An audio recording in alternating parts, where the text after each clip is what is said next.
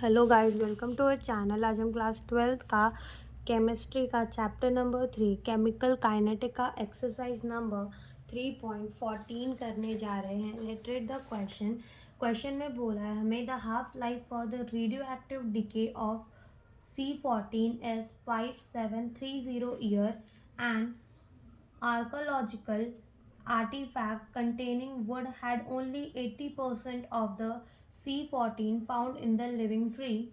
Estimate the age of the sample. तो यहाँ पे क्या बोला है, यहाँ पे रेडियो एक्टिव डिके, इसका मतलब ऐसा समझ लो कि एक लकड़ी है, उसके अंदर क्या है, C14 है जो कि एक रेडियो एक्टिव डिके करती है। ओके, और उसकी जो पूरी एज है वो कितनी है, हाफ लाइफ यानी कि जो है रेडियो एक्टिव डिके की वो है 5370 ईयर। अगर उसमें जो हमारा C40 है, वुड के अंदर जो C14 है वो 80% बच रहा है, देन जो अपनी सैंपल की एज कितनी होगी। तो हमसे यही इस क्वेश्चन में पूछा है। स्टार्ट करते हैं अपने क्वेश्चन को।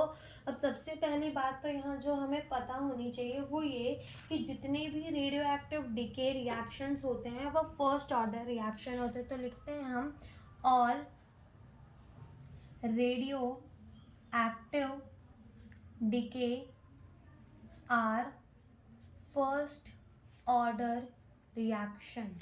ठीक है, जितने भी रेडियो एक्टिव डिके होते हैं वो क्या होता है, फर्स्ट ऑर्डर रिएक्शन। नाउ जो फर्स्ट ऑर्डर रिएक्शन के लिए हाफ लाइफ होती है वो कितनी होती है, 0.6909 डिवाइड बाय के जितनी होती है।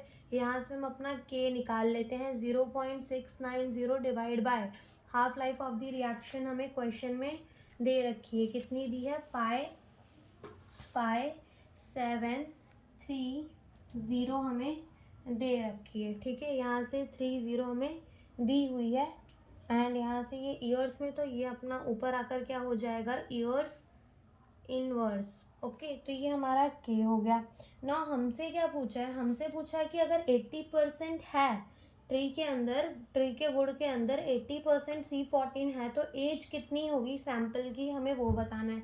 तो मान लेते हैं कि स्टार्टिंग में जो था वो हमारे वुड के अंदर पूरा 100% C14 था और उसके बाद कुछ टाइम के बाद हमारे पास सिर्फ 80% बचा। 80% ऑफ 100%, यानी कि इस 100 में से सिर्फ 80% बचा, यानी कि वो भी 80 ही होगा।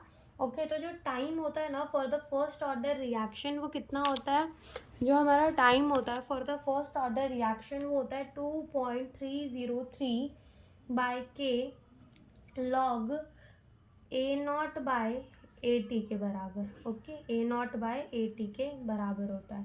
तो यहाँ से वैल्यू पुट करते हैं, 2.303 बाई के हमारा कितना है, 0.6909 इंटू कितना हो जाएगा, यहाँ ऊपर ये चला जाएगा 5730 लॉग A0 कितना है 100 और डिवाइडेड बाई 80 इज 80।